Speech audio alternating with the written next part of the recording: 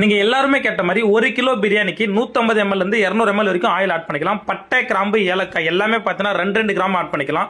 நட்சத்திர பூ ஒரு 2 பூ எடுத்துக்கலாம். வெங்காயம் பார்த்தீங்கன்னா 1 கிலோக்கு 400 கிராம் வெங்காயம் ஆட் பண்ணிக்கலாம். வெங்காயம் நல்லா பொன்னிறமா வரணுங்க. பச்சை மிளகா 1 கிலோக்கு 4 பச்சை மிளகாய் எடுத்துக்கலாம். நல்லா ஃபிளேவரையும் டேஸ்ட்டையும் சூப்பராக கொடுக்கும். மல்லி புதினா பார்த்தீங்கன்னா அரைக்கட்டு மல்லி, அரைக்கட்டு புதினா ஆட் பண்ணிக்கலாம். வாசனை சூப்பராக கிடைக்கும். தனி மிளகாத்தூள் பார்த்தீங்கன்னா 1 கிலோக்கு 10 கிராம் ஆட் பண்ணிக்கலாம். இந்த டைமில் ஆட் பண்ணிங்கன்னா நேச்சுரல் கலர் உங்களுக்கு பக்காவாக கிடைக்கும். அடுத்து 100 கிராம் இஞ்சி, 100 கிராம் பூண்டு பேஸ்ட் வந்து ஆட் பண்ணிக்கலாம். இது வந்து பார்த்தீங்கன்னா எண்ணெய் திரியா வர அளவுக்கு இஞ்சி பூண்டு பேஸ்ட் நல்லா வதக்குங்க.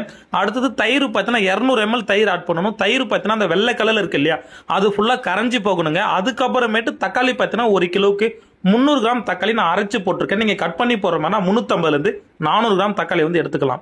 தக்காளிக்கு அடுத்தது பார்த்தீங்கன்னா 35 கிராம் பார்த்தீங்கன்னா வடி பிரியாணிக்கு தம் பிரியாணி பண்ற மாதிரி 50 கிராம் சால்ட் எடுத்துக்கங்க. தக்காளி நல்லா வெந்து எண்ணெய் திரியா வந்ததுக்கு அப்புறமேட்டு தண்ணி வந்து ஆட் பண்ண போறோங்க. வடி பிரியாணிக்கு 1 கிலோக்கு 800 ml வாட்டரு, தம் பிரியாணிக்கு 1 கிலோக்கு 300 ml வாட்டரு.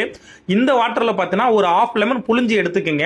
இது மாதிரி பண்ணும்போது கறி உள்ள டைரக்டா புளிப்பு இறங்காது. அதனால பார்த்தீங்கன்னா உங்களோட பீஸ் நல்லா சாஃப்டாவும் நல்லா ஜூசியாவும் இருக்குங்க. அடுத்தது பார்த்தீங்கன்னா அரிசி ஆஃப் பாயில் பண்ணி வச்சிருக்க அரிசி வந்து ஆட் பண்ணிக்கலாம். ஆட் பண்ணதுக்கு அப்புறமேட்டு அரிசி இந்த மாதிரி மேலே இருந்துச்சுன்னா வச்சிருக்க சுடு தண்ணி ஊற்றி ரெண்டுத்தையும் லெவலாக வச்சுட்டு 20 நிமிஷம் தம் போட்டு எடுத்தீங்கன்னா உங்களோட பிரியாணி பக்காவாக ரெடி ஆயிடுங்க. ஒருவேளை உள்ளுக்குள்ள தண்ணி இருக்கு இல்லை அரிசி கொஞ்சம் வேற வேறையா இருக்குன்னா மூடி போட்டு இன்னும் ஒரு 5 ல இருந்து 10 நிமிஷம் வச்சுன்னா உங்க பிரியாணி வேற லெவலில் வந்து நிற்குங்க.